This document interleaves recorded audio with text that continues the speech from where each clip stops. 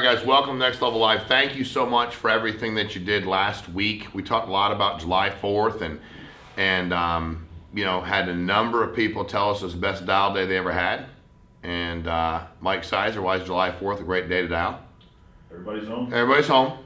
But we got in this business, 11, 12 years ago, man. And, one of the first things I did was, looked at the, everybody's got their own idea. And I'm not judging anybody because I can't. I'm not even discerning that what this is or isn't a holiday, what you should have didn't work. I just went to work. My kids, they still needed clothes and food and mortgage no matter what. So I had to pay all that. So anytime that people were going to be home, and I had a captive audience, I called.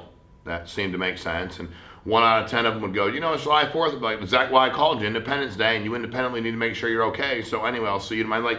It didn't matter. So we did a phenomenal job last week of protecting families. I mean, it just is what it is. So, and if it's something you didn't capitalize on, next time you will, because it was simple. People were home. They're home for the weekend, and it's a family deal, right? I mean, anytime you call it whatever you want, a holiday or whatever it is, I don't care if it's, you celebrate, you don't, what you believe, what you don't. I mean, when people are around their family, when is there a better time to talk to them about protecting their family than so it seems to make perfect sense to me. And we were open because people called and we were busy. So it's anyway, that's as we move forward to our next, what would it be, Mike? Probably Labor Day, or as we joke with the carriers, Labor Week, So, but anyway, we'll be out there protecting families and making money for our own families. Two great guests today, Zach Leoffels and Jon Devries, phenomenal producers, very different people, which is great. I think Zach's they're both great stories, but I'm going to speak to Zach's, before we get him teed up here, because I think he's the epitome of what happens in this business when you don't, so he'd be the first one to tell you, when you don't start out with crazy intentionality, right? Like Zach gets his license and he's still kind of working a job, and he's funny, he's intelligent, he's good with people, but he's never sold anything. And he's kind of looking around thinking, I wonder if I can do this. I don't know that I can do this. So what do? Humor's used a lot of times to deflect, right? It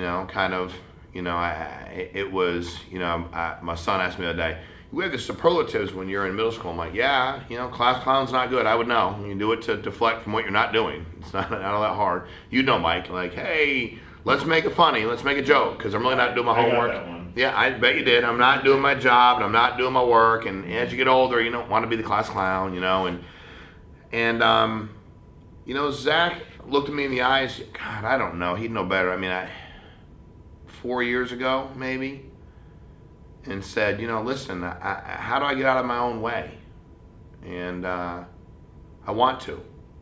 And prior to that, I always tried to answer everything. It just seemed like that was the appropriate thing to do, right? You're mentoring people, you're leading them, you have to have an answer for everything. So a couple years prior, had he caught me in my inability to grow to where I needed to get to at that point in time, I probably had an answer for him. And I looked him in the eyes, and I think I had the best answer I could have given him, and I think the most appropriate answer. I said, Zach, I can't answer that question. It's kind of odd that you would ask me. I'm not judging you, I'm not mad at you, but listen to what you just said. How do I get out of my own way? The only person that could possibly have that answer is you. I could go through the 27 things that are in your way, and I could go through you working harder to get out of your own way, and I could do all of that if you want, but at the end of the day, it's not going to make a difference. You have to sit down and decide, why are you where you are, and how in the world do you stop tripping yourself up? Because usually, Mike, the number one person that, our number one impediment is ourselves. Zach was funny in the home. Zach still used that humor. He projected, he deflected, and the clients thought he was their friend. They laughed a lot, had a good old time, became buddies, yet he wasn't protecting them. And it was comfortable to be their friend. And I think one of the things that Zach learned it, was that he didn't want to be comfortable anymore. He was tired of being comfortable. He wanted to be uncomfortable because comfortable got him to where he wanted. It's kind of funny because everything that you do to get to a place of dissatisfaction tends to be comfortable. I mean, if we go out of our way and get out of our comfort zone and do something that's abnormal, if whatever, 2% of the population holds X% of the wealth, or whatever formula you read recently, the majority of the people live below a certain income level, and a small number live above. Obviously, the large majority of people choose comfortable, choose complacent, choose basic, and I mean basic as it pertains to what they do and their refusal to get out of their own way. Really what I think Zach was asking is, how do I make a decision in life and then stand behind it, to get uncomfortable, to do things I've not done, to say things I've not said, and to be in a vulnerable position with people? How do I do that? And my thought is, how do you not? If the stakes are as big as they are, how do you not? Zach looked me in the eyes and I had the honor, and it was an honor, of going to service for his father. And I'll never forget, I believe pastor, and if I misspeak, Zach, I apologize. I don't, from a denominational standpoint, I don't remember his first name, but I'll never forget him standing up in front of all of us, packed house, down the Greer area, and he said, and I'll never forget this, man, the way he told the story. He said he came in one day on a Sunday, and he was so excited, to give his sermon, because he was really going to change everybody's mind in there. And he came in wearing it all in his heart. He had it all figured out, and it was, he had been watching and reading these articles about these young men and young women around the country, but a lot of he was talking about young men in athletics, because they were just happened to be football and some other sports. And that, these young men were taking a knee when they were singing the national anthem, and he was going on and on about how terrible that was, and how could you do that? We don't do that. Judgmental as heck, which the book says you can't be judgmental. And Zach's dad, who, as you listen to everybody talk about him, was one heck of a war hero, and served, and went up, and kind of after everybody's all said and done, and this gentleman's feeling great about what he served and how he changed everybody's mind and lives. He really poured into them from his heart.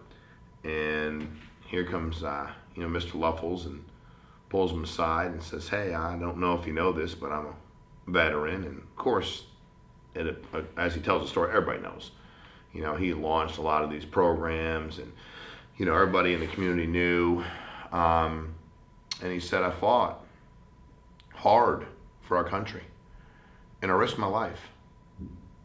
And he said, I know you did. He's thinking he's going to tell him how great it was, right? "I know you did, and you understand what I did, right?" And he goes, "I did all that so we, as the greatest country in the world, can be free, and that men and women can do exactly that if they're so inclined.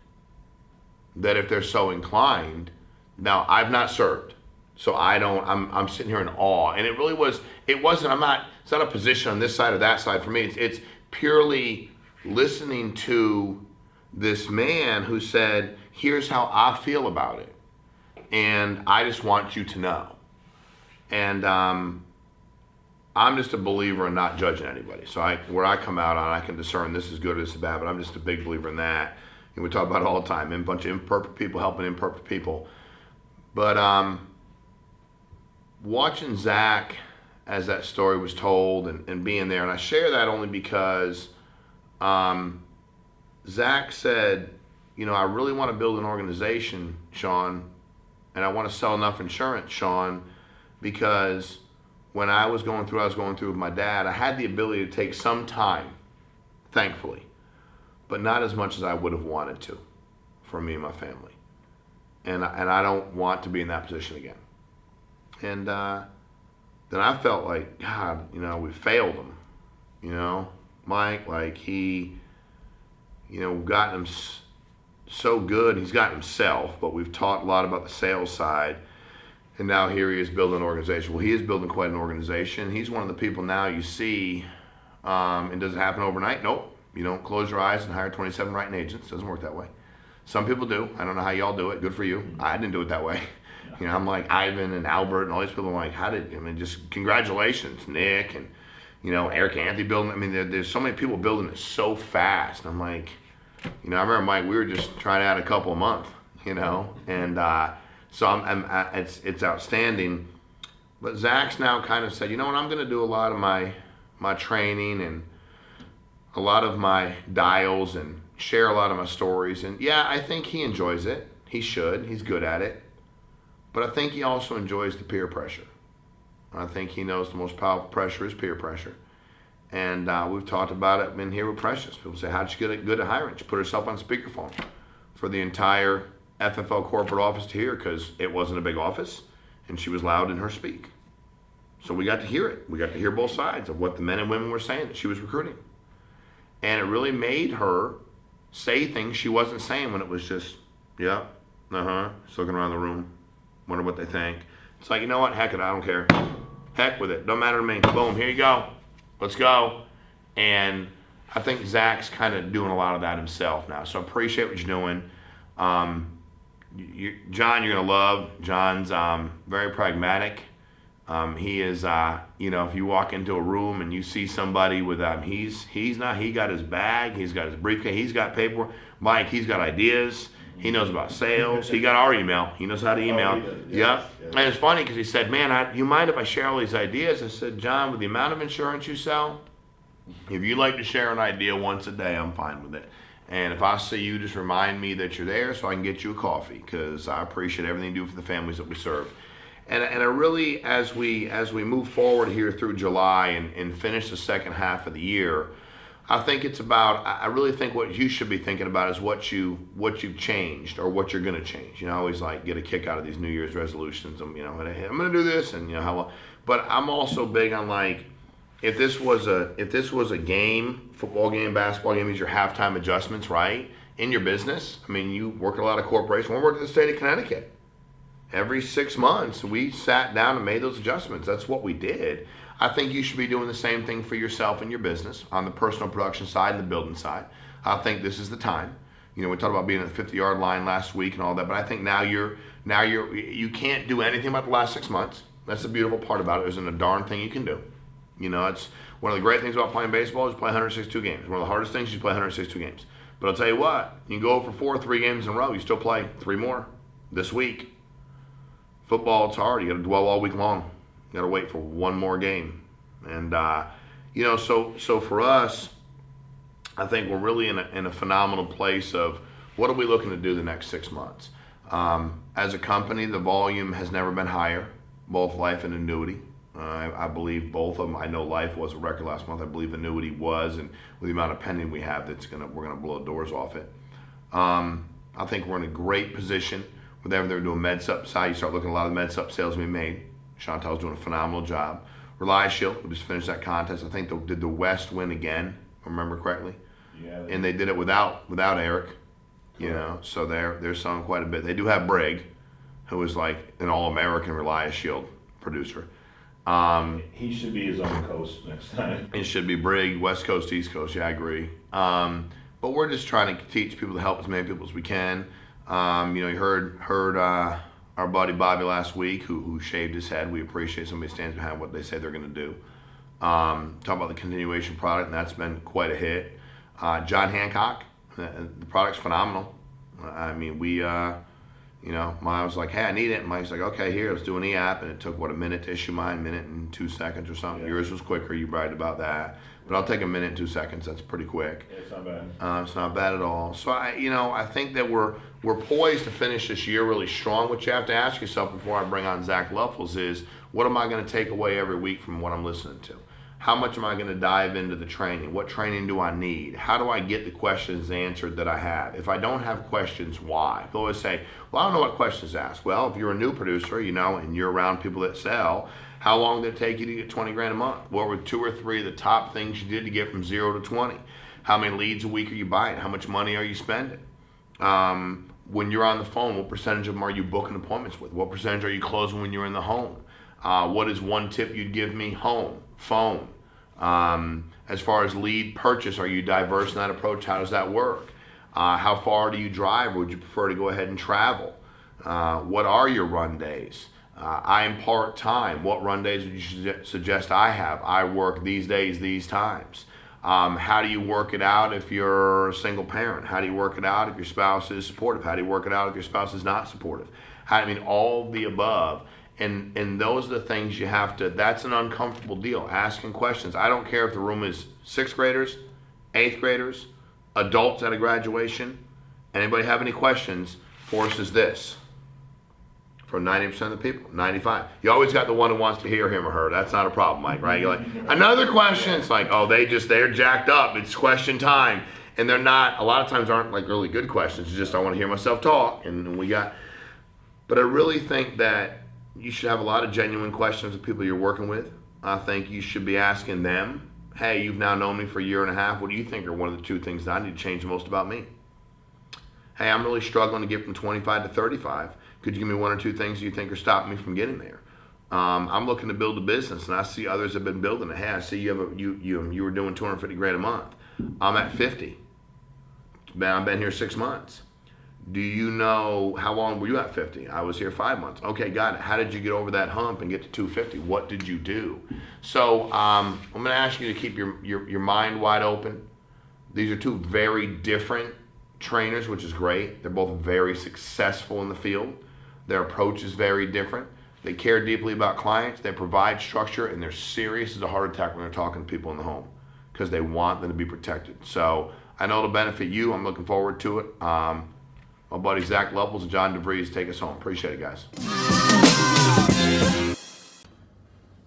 Hey guys, it's Zach Leoffels, FFL Southeast, Agent Force, Coastal, and Mountain East. The reason why I give you my lineage is because everybody above me has helped me out and helped push me to be the person that I am today, and I owe all a big debt of gratitude, and that's Athena, John Whitmore, Meaike Killerman. I don't know where I would be without you guys. A lot of these trainings, I've been noticing that people have been just really teaching on the X and O's of the insurance. But there's so much more to this business than just the X's and O's and going out to see clients and things like that, that I think that I really neglected myself. And I've been going through a major transformation personally that I would just like to share with all you guys. Maybe so you don't do what I do and do what I've done in the past, and that is neglect my mind. I think that your biggest asset in this business is not how many leads you have. It is your maintenance that you need to keep to keep your head right. Listen, we are our own worst enemy. Like, I am enemy number 1 to myself. I know all my shortcomings. I can beat myself up. I'm harder on myself than anybody else is, okay? So whenever you don't maintain that healthy relationship with yourself and feeding your mind, you always end up at the same place. And unfortunately for me, over the last couple of months, that I have ended up back at ground zero. I had to hit rock bottom, both from a mental standpoint and a financial standpoint, in order to start working on myself and bettering myself. So about a month and a half, just to be totally transparent with everybody, I should have been out of business. Thank God that Athena helped me out. And I owe her a very big debt of gratitude for believing in me, which she's always done. I should have been out of business from a financial standpoint. Mentally, I was probably in the worst negative place that I've ever been. It really got bad. And I just simply wasn't doing the maintenance to keep myself up. So from the financial standpoint, that I had gotten to the place to where, I thought that I could outwork any situation. You hear that on these trainings. Hey, you can outwork any situation. Hey, you can outwork any situation. And if you can have all the leads in the world, and if you've got a terrible attitude and you've got a terrible mindset, then that's all for naught. Because you go out and you can have all the activity, you can have 50 appointments a week, and if you've got a terrible attitude, you're not going to sell anybody and you're not going to help anybody because your attitude stinks. Like if you're not doing the things that keeps you mentally sharp and in the game, you let every little thing get to you. Like you start listening to negative people. Like, I personally, I don't talk to anybody about the business that is not in the business. Unless they're asking me questions about the business because they are maybe thinking about coming in and jumping in with me to the business. So I don't talk to people that have been collecting a check for the last 20 years about how to run my business. They don't know how this works, and they're negative. Like, I can point out to you every single negative thing about me because I live with myself every single day. I don't need to hear it from somebody else that's been collecting a check from somebody else making their dreams come true and not doing it for their family. So I don't talk to people about the business that are not in the business. They have no insight to me. Unless they've been a business owner for themselves, I listen to those people with a grain of salt because they don't know this business. So number one thing that you got to do is you got to cut out those negative people and stop listening to them, because what it does for them is whenever they see you fail, and hey, it's going to be some of the people that say, you know what, I'm so proud of you. You're your own business owner. Man, I wish I could do that. But you know what? Those people are going behind your back telling their spouse, you know what, they're going to fail. There's no way they can do it. Why? Because they can't do it. And it makes them uncomfortable that you're out doing something, that you believe in yourself enough to bet on yourself because they never have, because they've collected a check, because they've worked for somebody else, because they made some other man's rich and put another man's children through school. But you didn't do nothing for yourself except collect a check because it was comfortable. And they wouldn't bet on themselves. So there's no way that you could succeed at doing something like this because they couldn't do it. And that makes them uncomfortable. And then you start listening to those people and you start believing them. Man, maybe this isn't for me. Man, look, I'm in a bad position. Man, look, instead of looking within yourself and trying to figure out how to fix yourself because you're the reason that you're in the position that you're in. Instead of blaming the leads and blaming the people and blaming the insurance carriers and blaming, we can blame everybody, But we don't look within ourselves to really find the answer to what's really going on. Like I've done a lot of soul searching in the last 2 months. And, you might not see it right now in my team numbers or my personal numbers, but there's some major growth going on within inside of me right now. I've been reading every single day, 30 minutes, been doing affirmations every single day, and I think, and I've heard other people say it, and John and Athena have trying to be getting me to read for the last 5 years, but I'm stubborn as a dang rock, like if that's just the way I am. I want to do it my own way. And you know what? I'd had success in this business without reading. So why should I read? Why should I work on myself? I've had success. I've been successful at this. It's all me. It's not the process. It's not other people are doing it, but I don't have to do it because I'm somehow better than them. Athena would always be like, Zach, what makes you better than everybody else? Everybody's doing it that's having success. They're all reading every day. They're all doing affirmations. Like, why are you any better than any of them? You think Paul McLean doesn't read every day?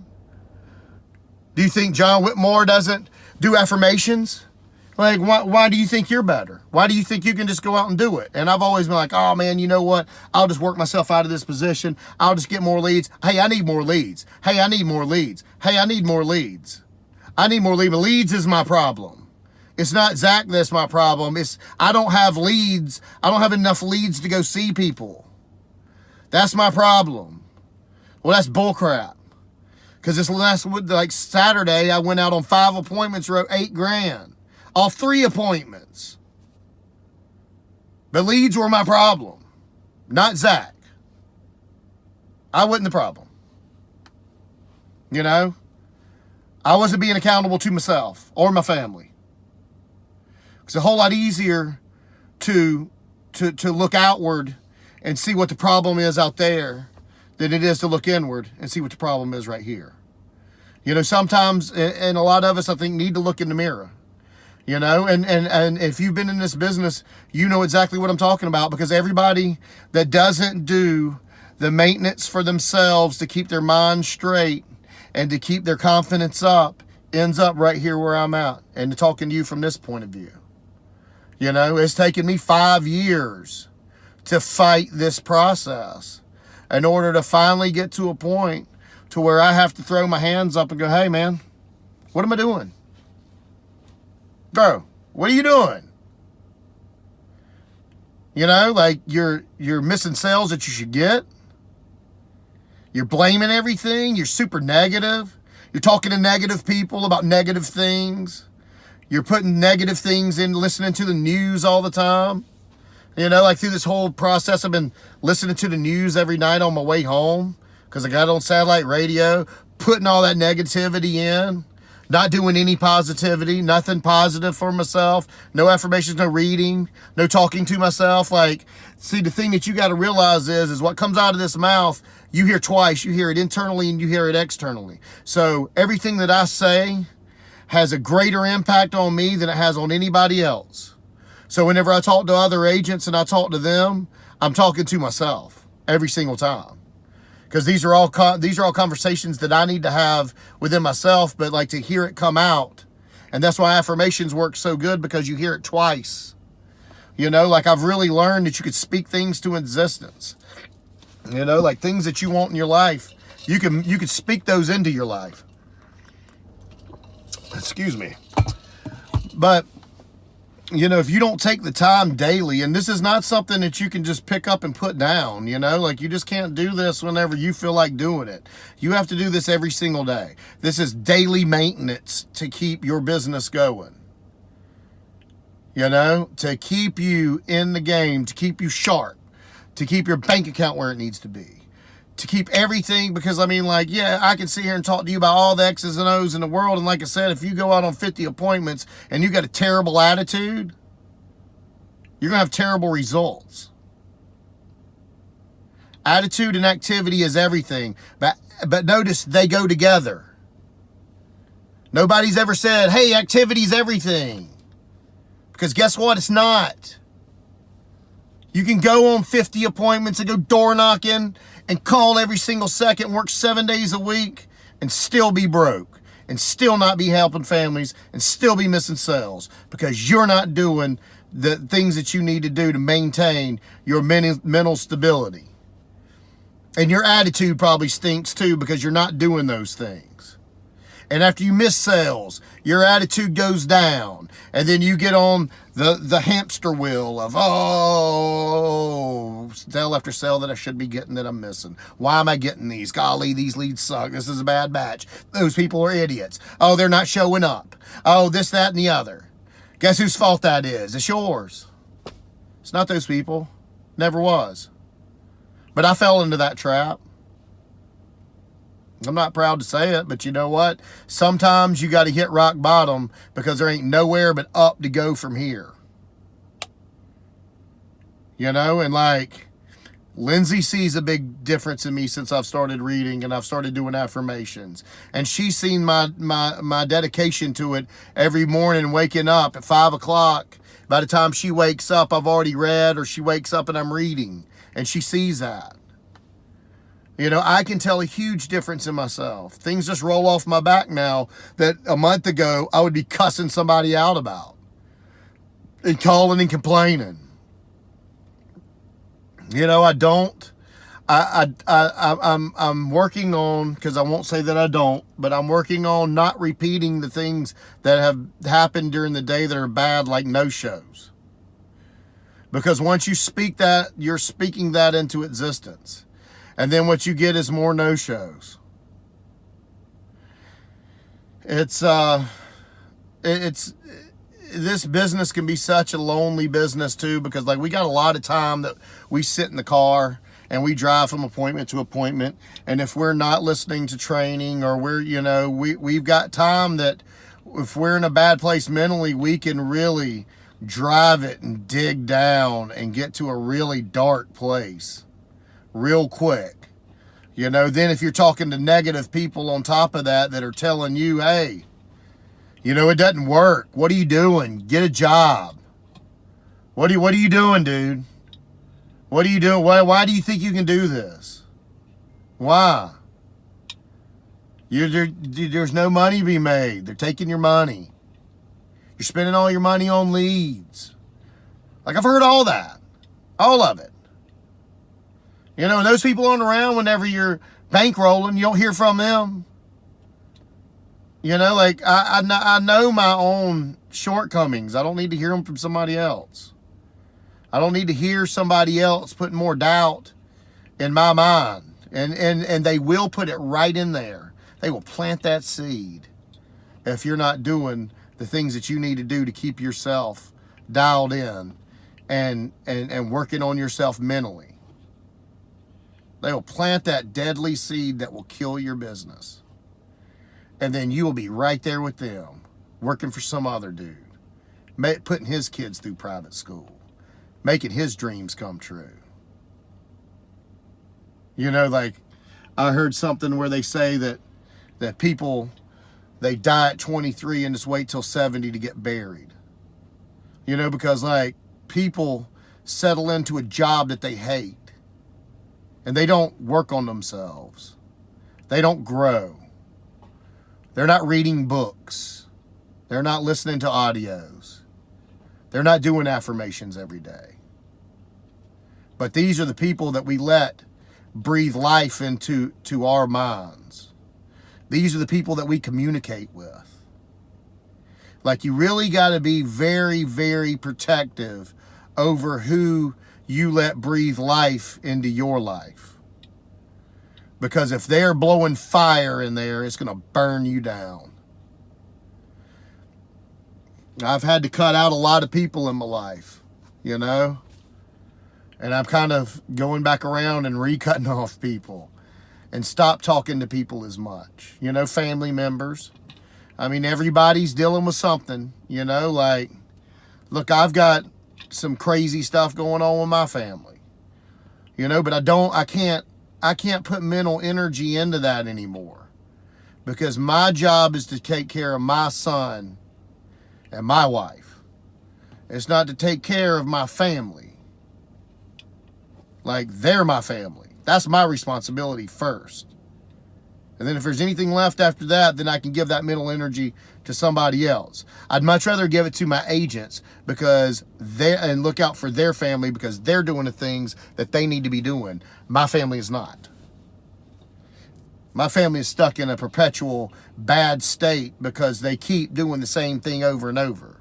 Kind of like what I was doing whenever I kept doing the same thing over and over and not doing the things that I needed to be doing, but I thought it was me and I could work myself out of it. Activity is going to get me out of it. Activity, door knock more. Call longer. Call more people. That all works if you got a good attitude, and you're not beating yourself down, and you don't have other people beating you down. I don't know, man. It's just, I just feel like I just needed to share this with everybody, because I do feel that everybody has been in this position, and if you haven't been in this position, you might find yourself. I don't want to say that you will find yourself in this position, but if you don't do the things that you need to do to keep yourself mentally strong, then you will definitely end up in this position. And it sucks. It sucks to be broke, to know that you're not taking advantage of the opportunity that has been laid before you. Like to watch Grayson just come into this thing and absolutely crush it has been very eye-opening for me, because he has just came in and just totally embraced the opportunity that he's had. And like, it's kind of like I've gotten fat and happy over here and had some success and rested my laurels on the success that I've had in the past that doesn't do anything for me today. Because I was successful in the past doesn't put food on my table today. You know, because I've squandered and not taken advantage of the opportunity that I've got today, that is before me today, that I go and rest my head on what I've done in the past. You know, and I've had to wake up and become, you know, very accountable to myself and to my family. You know, that, hey, the past is in the past, Jack. We all start off at 0 on Thursdays. Every single week for a reason. Because last week doesn't matter. How good or how bad it was last week don't mean nothing this week. You can't rest your head on past successes. That's the poison that'll kill your business. And you also got to really work on yourself. I encourage everybody to watch what you say. Like, the words you speak are so very powerful and the outcome of the life that you want. You know, you could either speak things into your life that's going to be positive, or you can speak things that are going to be negative into your life. So what are you going to speak? What are you going to do to change and to really, you know, up your game and take care of your mental state?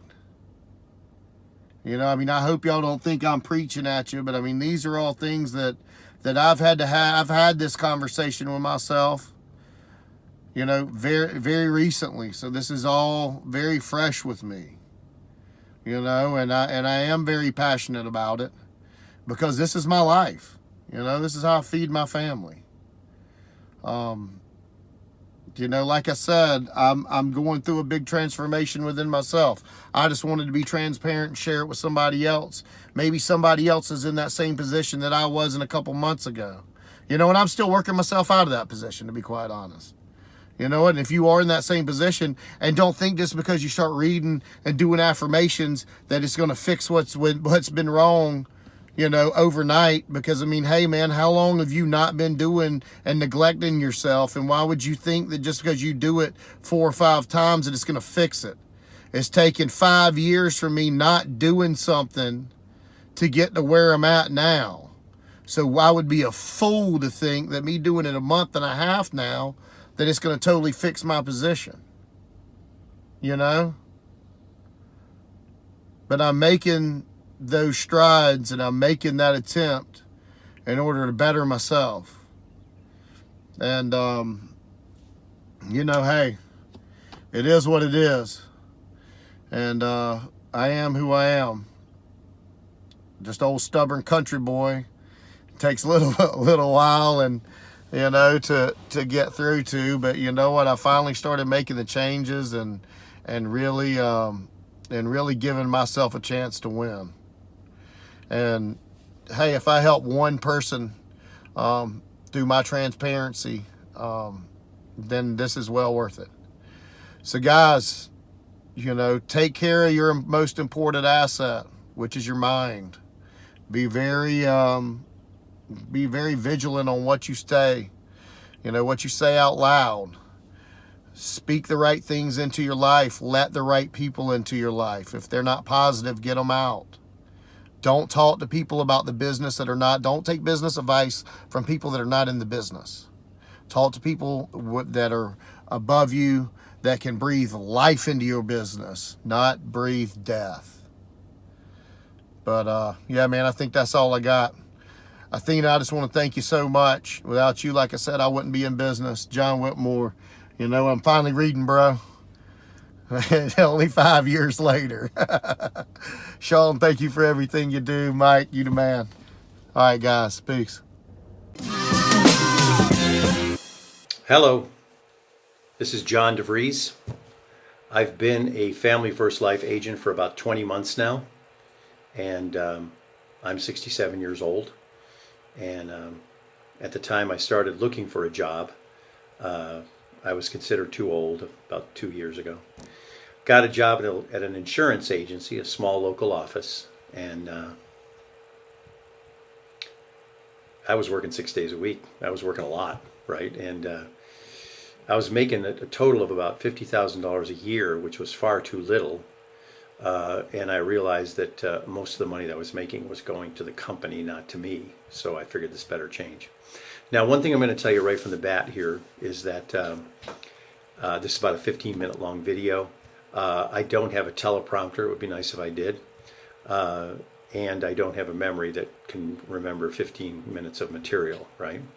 So once in a while, I'm going to be looking down at this stuff right here, just so I can see where the heck I am, and you'll forgive me for that, okay?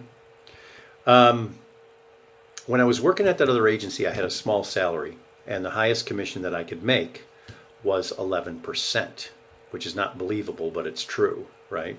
So I found Family First Life searching on the internet, and I really liked the idea of being an independent contractor and owning my own business and running it and not giving away most of the money that I was making, right? I decided to jump in with both feet and get rolling immediately. Now, that's not saying that you should necessarily do that, but it definitely worked for me. One of the biggest realizations that I had early on was that I am the CEO of this company. It's mine. I make all the decisions. If the decisions are right, they're right. And if they're not, they're not. And I have to take care of everything that comes up. So the first piece of advice that I would give you is to stop downplaying your own abilities, if that's happening at all, right? If you're working at Family First Life, or you're thinking of doing it, and you're able to call people on the phone, make appointments with them, go see them and handle them to do something, you automatically are far above the average of anybody else in this society. That's for sure. So that's definitely the case. So the craziest part of it is it's not that hard to do, and it's just long work and long hours, hard work. But that's how you get successful. The second piece of advice I'll give you is don't try to take tons of vacation time and days off and other things when you start at Family First Life. The measure of your success is not how many days you can take off. It's a much better measuring stick how much money you're putting in the bank than that. I have put as much as $15,000 a week into my bank account doing this, and I average probably about $6,000 a week in and week out at this point. And I'm older than about 99% of you, so no excuses. Anyway, you have to expect to work very hard for the first couple of years while you're at Family First Life, and then you'll have more free time you can actually enjoy. But to be honest with you, if you're not willing to put a couple of years of hard work into being successful, then you're not serious about being successful, and you're just kidding yourself. And that's the truth, right? Real success takes hard work. There's a saying that if you want success like nobody else has, that you have to be willing to do things nobody else does, and that is very, very true. At the same time, meeting people, helping them out, it's a fun job, actually. It's very satisfying work, and believe me, the people you protect, they vitally need that protection. So, anyways, I know you're not listening to this, so I can give you a speech, so I'm going to give you some tips that I think will make your sales come a lot easier, okay? The first one is there's 3 things you have to be very good to be successful at Family First Life. You have to be good at, right? The first one is you have to dial the phone as many times as it takes to make the appointments that you need to make. The best advice for anybody who's dialing and unfortunately happens to run into some kind of a unkind, jerk is just keep dialing, because the next person is very likely to be somebody who's very, very nice. The second point you have to be good at is getting in front of the people that you appointmented That's not the same as making an appointment on the phone. That means you're sitting in front of them because they're there when you get there. You have to make very sure that they know that they have an appointment with you, that it's in an exact time and an exact day, and also that you're fitting them into what is a very, very tight schedule because you want to take care of them and you don't want to neglect them. So even if they come to the door and they say, oh, I have to go somewhere or whatever, when you arrive, you have to be able to handle them to stay there and have the meeting because you know that that protection is very important to that family. The last thing that you have to be good at is the subject of leads, prospects. Having the right kind, having enough of them so you can work every week and make the appointments that you need to make. This is a matter of studying and listing out all the lead companies, knowing what types of lead they have, what their prices are, how much are available.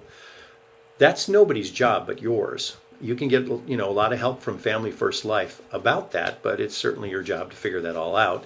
And when you do, it's going to make a huge difference in your business.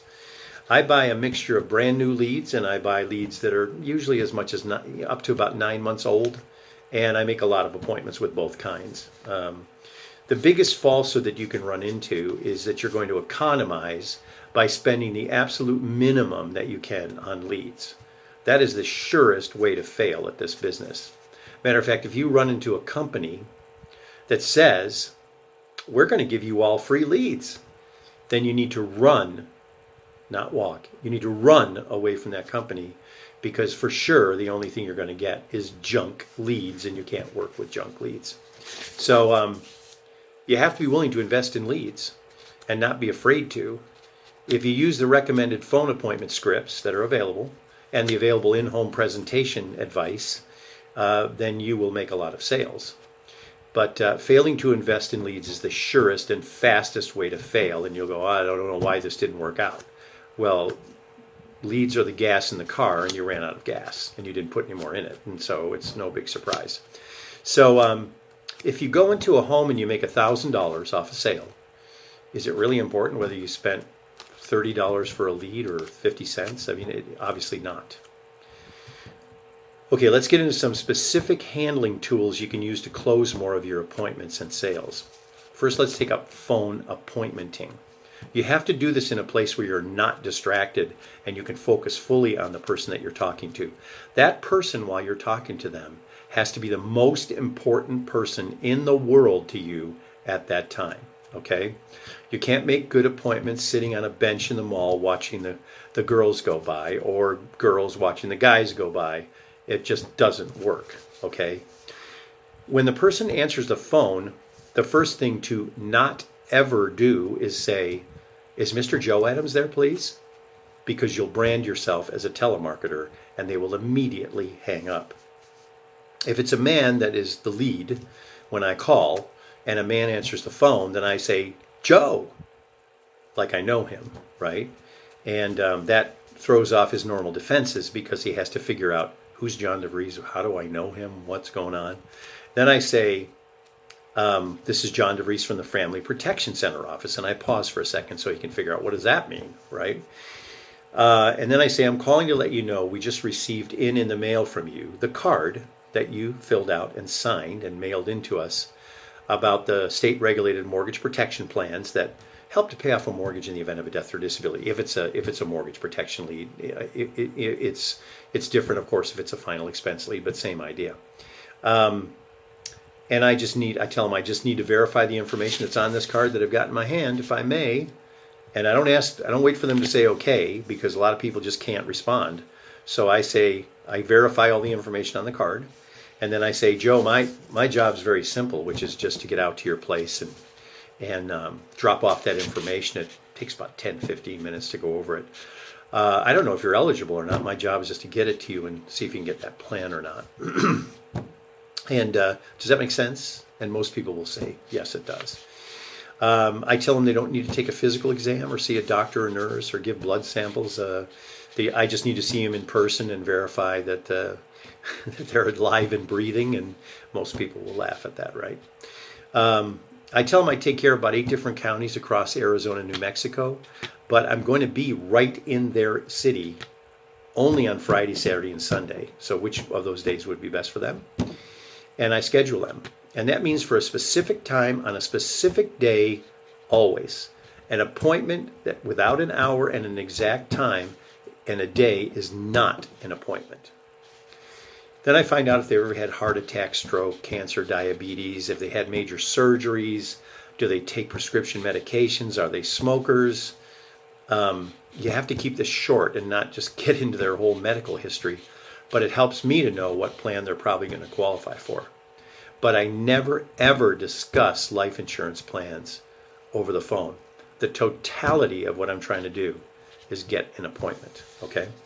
Finally, I tell them that I'm going to be seeing a great many families on that day we have the appointment, so the only thing I ask is for sure that they're there when I get there, but I'm definitely looking forward to meeting them and helping them out however I can. And then I repeat the appointment time to make sure they got it, and I get an email address from them because I'm going to send them a very short email after that that just gives the appointment time again and makes it all very official, okay? The way I get that is not to say, do you have an email address? I say, do you have an email you keep an eye on? And for whatever reason, they'll always give you your email address. They'll give you their email address if you just say, do you have an email you keep an eye on? One last very vital tip on appointmenting is that if you have a new lead you haven't called and you ring it and they don't answer, you call again 2 more times right then and there. That will raise your contact average about 40%, and you'll make a lot more appointments that way. And 99.9% of the people couldn't care less if you're calling them 3 times. And if I don't reach them after calling them 3 times right in a row, then I'm going to call them later in that same day because they might have been at work or whatever. All right, let's take up some in-home presentation data because I know agents usually have a lot of questions about that, right? You will develop your own style of meeting with people. You will tell them your own stories to get them to agree to get the insurance. You have your own way of communicating, and that way of communicating is very valuable. It's very important that you always communicate naturally in the way that you normally would and not be fake or artificial just because you're making a sale. People like best people who are natural, relaxed, and not fake. But there's 5 important things you have to do in-home visits, okay? 1, the first thing is to get in communication with the person or persons and establish a communication line and establish your authenticity. It's a big mistake to go right into some sales pitch when you walk in. The first thing I do is I wear a name tag on my shirt, and they can see that. You can see it right there. I guess it's backwards, but Jon Devries, Senior Field Underwriter, okay? That right there gives me some authenticity. And then I show them my business card. This is all stapled together when they see it. Just a statement of who I am, what my license number is, and then on the second page, I show them my license itself. And I give it to them, right? So, because people are worried about that kind of thing. So that takes away any worry that they have. The other thing is, then I get into communication with them. And I always ask them how long they've been in the house, how long have they been married if it's a couple, what kind of work do they do. If they're retired, I ask them what kind of work did they do, how many children do they have, and I don't hurry this step because they have to feel comfortable with you and they have to feel like you're interested in them or you're never going to sell them anything, okay? The second thing is get your computer and your whole setup put in as early in place as possible. While I'm asking them those questions, I'm pulling out my laptop and the folders and anything else that I use, and I'm putting them there, and I'm getting that laptop turned on. That also that tells them that this is not a chat. It's a business meeting where we're going to get something done. I didn't come here to talk. I came here to do business. That also means I don't let them sit me down on some huge couch I can't get out of where I can't work. I ask them, can we please get to a table if they're not already leading me to one, and find some way to get properly set up. I get into the application as early as possible. I use almost all e-apps, by the way, and recommend them. But I get into the application as early as possible, too, by describing the type of policy I would recommend for them. Then I say, okay, let's see how this would work for you. And I bring the application up and I go through it with them, answering all the questions until the point I get in the application where it gives a price. And only then do I give them a price, okay? The third thing is you always have to do a full financial inventory, which looks like this. It's in the Family First Life CRM, Customer Relations Management System. You can print it out. It's very, very important that you go through all of that, because that's going to give you a lot of vital data on them, their health, their finances, and it will also turn up annuity and IUL opportunities for you and stuff like that. The fourth thing is make them look at the hard consequences of what will happen to them if they don't have protection. I always ask the wife how much, if it's a couple again, I always ask the wife, how much income will you have if Joe passes away? Most of the time, they have never, ever thought about this. Now, maybe together as a couple, let's say, they have $6,000 a month income. Their mortgage is $1,400. No sweat, right? But you ask them to look into it, and suddenly she realizes that if he's not there, she's going to have $1,800 in income. That's it, right? And a $1,400 mortgage. So she's just going to be out on the street, period. And I just tell them that. When I sit with a couple, I get their permission I tell them I'm not going to tell you anything except the straight bald truth in this interview. And because I was raised that way. I'm not going to tell you what I think you want to hear, and I want your permission to do that. And 100% of people say yes, that's what we want, okay? If it's a single parent with children, then I'll ask them, well, how would the children pay the expenses or pay the mortgage if you were gone? How's it going to work? And just make them look at it, and so they see that this is not a small thing we're talking about. You have to make the people you're talking to uncomfortable about that area before you're going to sell them anything. The final thing is to use the very successful closing button to get them signed up and done. And that was taught to me by my upline, Paul McLean, to give credit where credit is due. And also to note that I have learned some incredibly valuable things from listening and watching to Shawn Meaike. So immediately after you give them the price, and without waiting for them to respond at all, immediately I say, we can't make a final decision on this right now because I don't know if you're going to qualify. But if the insurance company said yes, is $165 a month affordable, doable? Does it need to be a little bit more or a little bit less, or is that about right?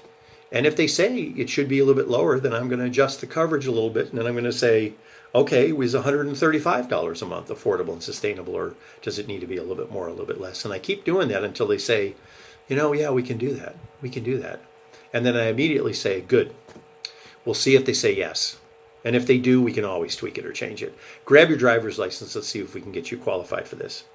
And I don't say to them, would it be okay if you go get your driver's license? Just tell them to do it, because people like to be directed, okay? If they get that you are interested in them and want to help them, you can direct them however you like. I even use the idea of not knowing if they'll qualify when I get their bank draft data. I say if they approve you, then you'll be the payer of the account, right? They say yes. I say from a checking account, I assume. Yes. Is that a business account or a personal account? Oh, that's a personal account. Okay, good. I say routing and account number. Again, I don't say, would you mind giving me I say routing and account number, and they give it to me, right? And then I say, if they approve you, what's the best day of the month for that to come out? And they'll tell me, and I put that date on the application. By doing this, you're using the fact that the pressure that they may not qualify to keep off their impulse to say, I want to think about it. And it works extremely well. Let's wrap up with 3 very short tips, okay? First of all, keep to the same basic schedule every week. Don't change it around all the time or do it different than you did last week. That will automatically increase your production just because you keep to a standard schedule. The second one is print out the leads that you get and put them in folders by area. Okay, I'll show you. Where's the folder by area? Here we go. See, Yavapai County is a county in Arizona, and all the leads for Yavapai County are in that folder. Now, you're going to work them in the CRM on the computer as well. But if you print them and keep them separated like that, it's very easy to see which county you're ready to go to next, because you can just look at the one folder and go, well, that's not nearly enough leads, and you can either go somewhere else or you can do something about the fact that you don't have enough leads. The last one is don't give objections too much importance, okay? An example of this, I had a girl on the phone, right, making a phone appointment. She says, I already saw 10 agents. I said, wow, that sucks. Should I come over Friday or Saturday? She goes, oh, Saturday. And I went and sold her a policy. So don't get tied up in objections. Yes, you definitely have to acknowledge that someone gave you an objection. That's very important. Acknowledge that they said something and you understand that, but just go on from there with what you're doing. And I hope that all helps. I wish you huge success and that you get paid the way you should for somebody of your capabilities. So that's it for now. Thanks. Bye-bye.